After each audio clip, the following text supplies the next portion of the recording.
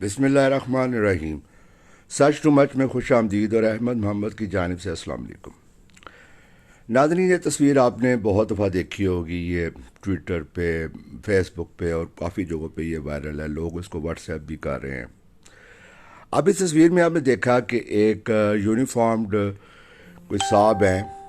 اور ان یونیفارم صاحب نے مریم نواز کا ہینڈ بیگ اٹھایا ہوا ہے، اور ہینڈ بیگ بھی اس طریقے سے اٹھایا ہوا ہے کہ بالکل ایسے ساتھ ساتھ لے کر چل رہے ہیں، یعنی کہ ان کو اگر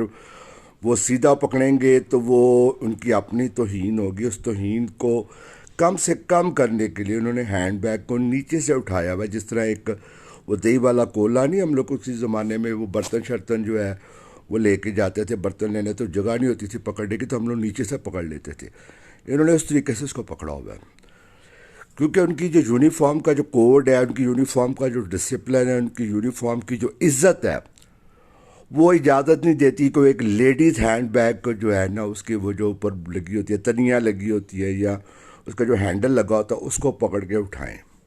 وہ بہت آڈ ہوگا، بہت برا لگے گا۔ اب ذہن میں رکھیے گا کہ یہاں پر آپ کو دائیں بائیں وہ جو گرے کلر کے کپڑوں میں لوگ نظر آ رہے ہیں، یہ بھی پنجاب گورنمنٹ کے ملازم ہیں، یہ بھی ان کی ایکسٹرا سیکیورٹی ہوتی ہے۔ یہ ہینڈ بیگ جو ہے، یہ جو مجرمہ مریم صفدر ہے، یہ ان کو بھی پکڑا سکتی تھی، مگر ان یونیفارمڈ افسر صاحب کی آپ کم عقلی سمجھیں، یہ انکار بھی کر سکتے تھے، مگر اب پتہ نہیں آج کل کیا مجبوریاں ہیں کہ یہ خاندان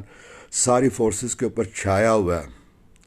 یہ انکار بھی نہیں کر سکے، پتہ نہیں کیا وجہ ہوئی ہے۔ بہرحال یہ ایک طرح کی انسلٹ ہے۔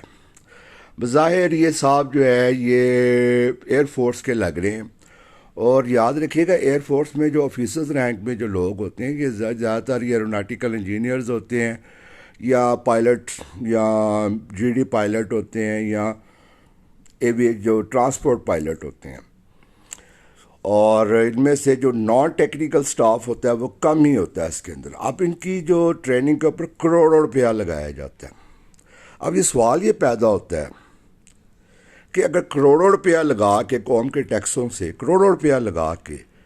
ایک بندے کو ہم افسر اس لیے بناتے ہیں کہ وہ ایک مجرمہ کا ہینڈ بیگ اٹھا کے ساتھ ساتھ چلتا پھرے، اتنا سٹاف موجود تھا۔ یہ ثانیہ عاشق اس پہ دائیں بائیں کی نظر، ثانیہ عاشق بلکہ دیکھیں گے مریم نواز کے عین پیچھے ثانیہ عاشق موجود ہے۔ اگر آپ غور کریں گے نا، اس کو ذرا غور سے دیکھیں گے بڑا کر کے، یہ دیکھیں یہ ثانیہ عاشق نظر آ رہی ہے۔ ثانیہ عاشق جو ہے وہ اسی کام کے لیے ہے، وہ ہینڈ بیگ وغیرہ اٹھاتی ہے، بیوٹی پارلر کا جو سامان ہوتا ہے بیوٹی کا وہ اٹھاتی ہے، کاسمیٹکس وغیرہ، یہ وہ بھی پکڑ سکتی تھی، مگر جان بوجھ کے یہ ہینڈ بیگ جو ہے یہ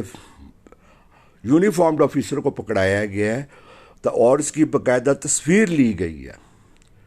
اور یہ تصویر لینے کا مقصد جو ہے، اس کی پکڑانے کا مقصد جو ہے بالکل واضح ہے، ان کی تصدیق کرنا۔ یاد رکھیں گا یہ جتنی بھی فورسز ہیں، ان کی تحقیر کرنا، ان کی توہین کرنا، ان کو ذلیل کرنا جو ہے اس خاندان کی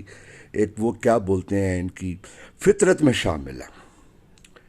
آج تک جو ہے جب بھی آئے ہیں یہ نہیں کہ تعاون سے پیرا لاتے رہے ہیں، مگر خود ہی اپنی حرکتوں سے ذلیل ہو کے ان کو نکالا جاتا تھا۔ اور یہ ابھی